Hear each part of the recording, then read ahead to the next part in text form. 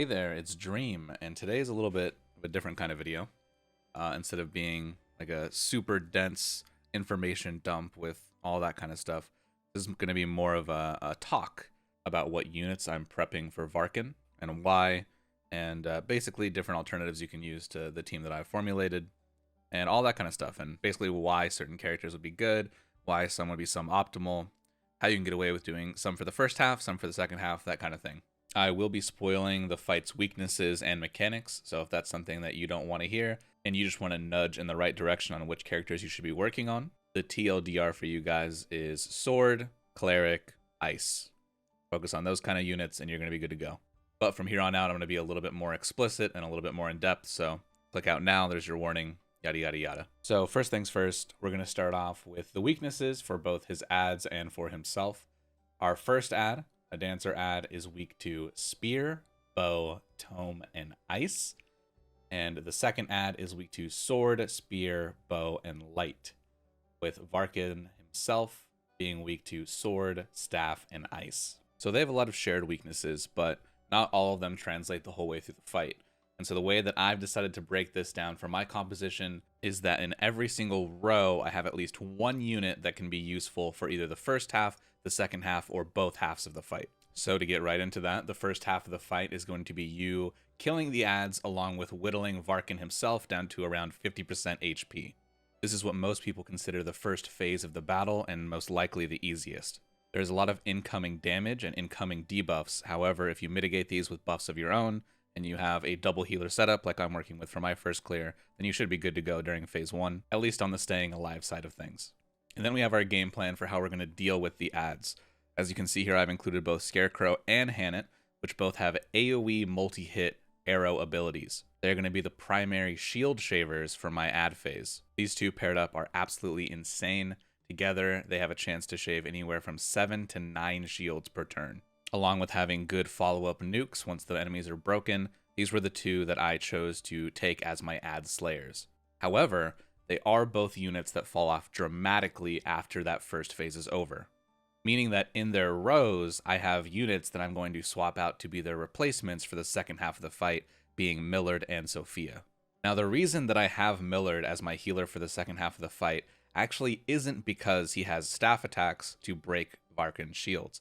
It is actually because during the second half of the fight, he will spawn a wisp in which will debuff you of all buffs every single turn, including regen. This means that a healer that I would typically take, like a Theo, would fall off dramatically during the second half of the fight, whereas Millard stays strong, and even Haanits, having access to both regen and a powerful upfront heal, stay throughout the entire fight. And so in my first phase, Haanits will be my main healer, casting regen on the entire party, Viola casting debuffs and anti-attack onto Varkyn himself, while my two archers go hard in the paint, Sophia swapping in for a nuke here and there on the dancer and onto Varkyn himself, Millard coming out to cast his elemental defense up for the front row, and then Adia and Fior coming in to take giant whacks on the secondary ad the same way Sophia is coming in to take whacks on the dancer.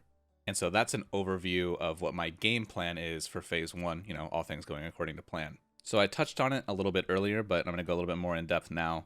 As I said, the phase 1's goal is not only to kill both of the ads, but also to whittle Varkyn himself down to 50% HP. The reason for this is that both of those things are triggers for him spawning a third ad, the Wisp, meaning that you're going to want to proc his 50% threshold about the exact same time that you are finishing up with the ads, so that you don't have to fight phase 1 and phase 2 at the same time, making it dramatically harder. As stated previously, it will debuff you every single turn of all positive buffs that you have, including regen, along with hitting you with light element nukes that'll start popping you with light weakness debuffs. But wait, there's more. That's not even the worst part. This Wisp is not only immortal until the very end of the fight when Varkyn dies, but it will also cast a weakness counter buff onto itself, meaning that if you hit whatever its given weakness is at the time, it will nuke you for 6,000 HP.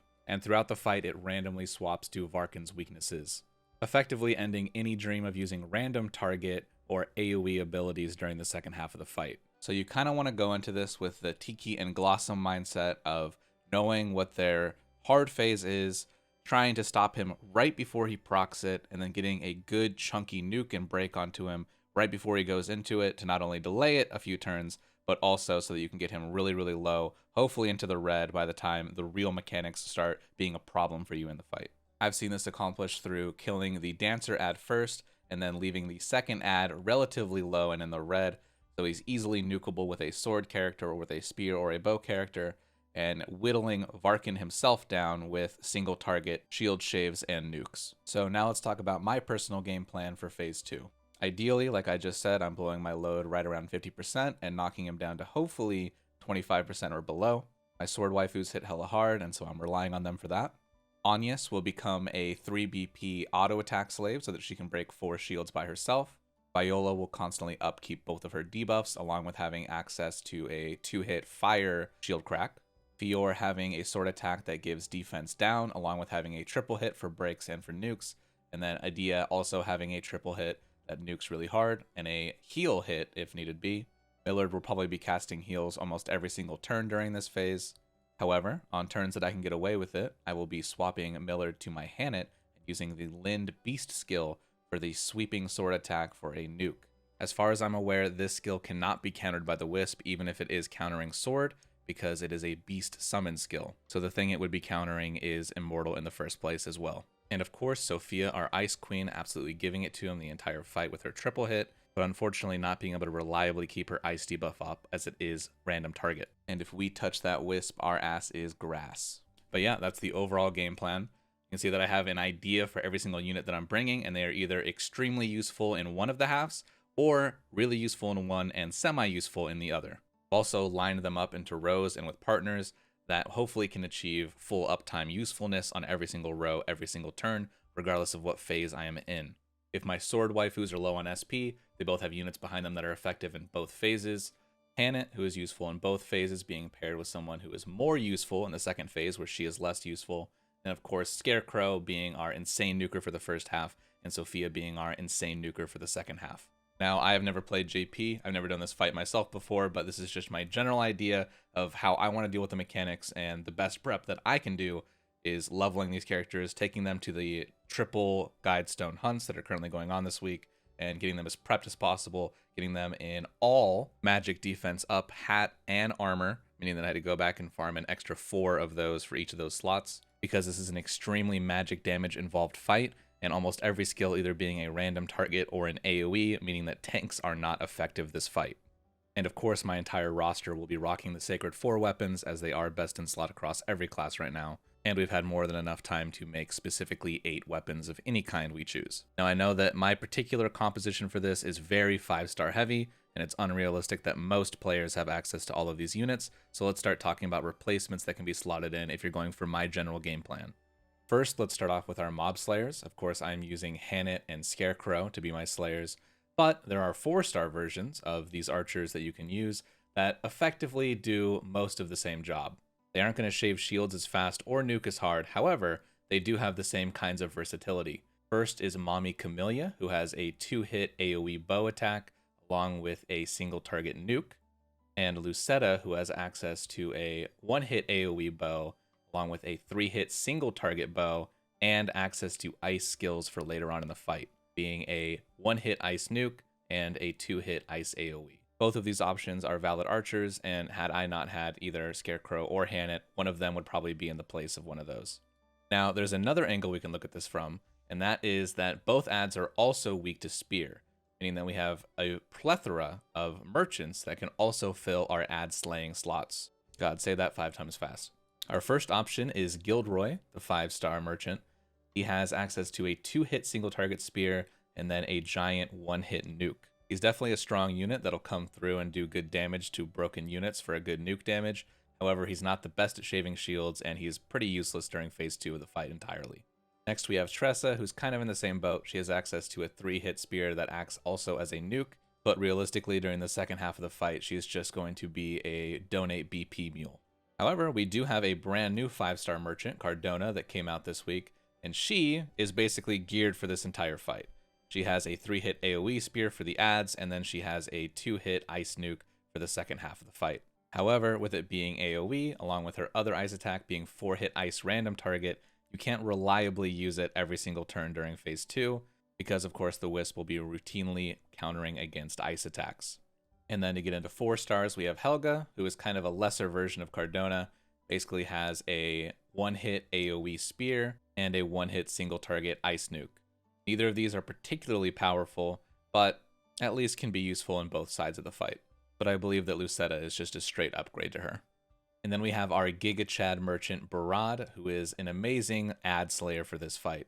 He has a 1-hit spear AoE, a 3-hit single target, and a 1-hit nuke.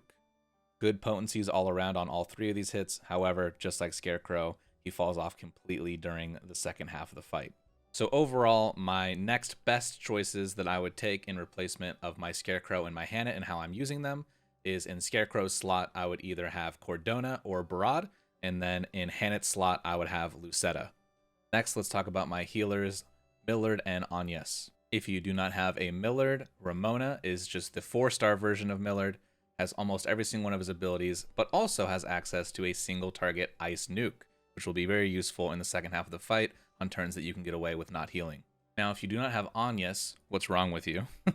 But really, Steed works in her place along with Cedric. However, Cedric is going to fall off way harder because the upfront potency of his heal is not very high. So the replacements that I would make to this are basically any 5-star cleric and then Ramona, with Cedric and Theo being very last resorts.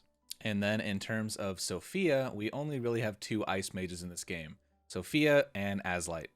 Azlight isn't exactly the best option because Azlight's best nuke is 3-hit random target, and of course, again, the wisp is going to make that hard to use reliably.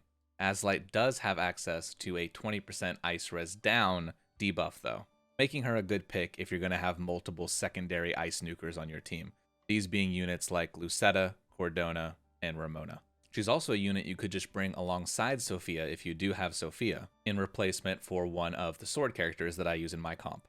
So overall, a solid replacement for Sophia if you can make use of her, or just a tag-along partner to bring with Sophia if you would like. And then if unfortunately you do not have the Queen of Debuffs Viola on your account, she does have a 4-star version that I'm sure you've made use of already named Kurtz. He has a 15% version of her physical and elemental attack down debuff, along with access to a 1-hit shield crack as opposed to her 2-hit shield crack. So if you do not have Viola, he is a must bring in my opinion. And then the final role I have in my composition, the Warriors, which I use for their AoE attacks during ads, and then their nuke downs and their multi-hits for Varkyn. The only 5-star that compares to our 2 queens is Corrin. He does not have a triple hit, and he does not have an AoE sword hit. However, he does have a disgusting sword nuke that will absolutely obliterate Varkyn during his break. Again, we unfortunately can't make very much use of his 4-hit sword because it is random target. And then for 4-star options, we have Sigrid and Trish. Sigrid is basically just the 4-star version of Fior. Very solid, very strong, has the 3-hit and the nuke and the AoE. Trish also having access to all of those things, but at lower potencies, unfortunately. Meaning that, kind of like the clerics, my recommendation is to take any 5-star of the 3 that you have between Adia, Corrin, and Fior, and then slap Siggy next to them for a good 4-star replacement if you don't have 2 of the 3 5-stars that I just talked about. And so a more free-to-play friendly composition will look like this, with my exact same game plan. Assuming Fior or Sophia is on everyone's accounts because of the free one that they gave away for the Step 5 back in the day. And then, of course, Agnes being what most free-to-players are pulling for in terms of the collaboration banners, along with it just being a good value banner. She is a really versatile and good unit for basically the duration of the game for the next year. So yeah, I hope that helped. I hope that you feel more prepared for Varkyn, and I wish you good luck on your tries if you're going for it week 1. If you feel like your account's not quite there yet, you're still getting levels, you're still grinding gear, all that stuff, it's okay to wait. The content is there forever, so don't feel bad. This is just to help people prep if they're looking forward and their accounts are ready, that kind of thing. So yeah, thank you for watching. Much love, stay cute. Till next time, booyah yeah.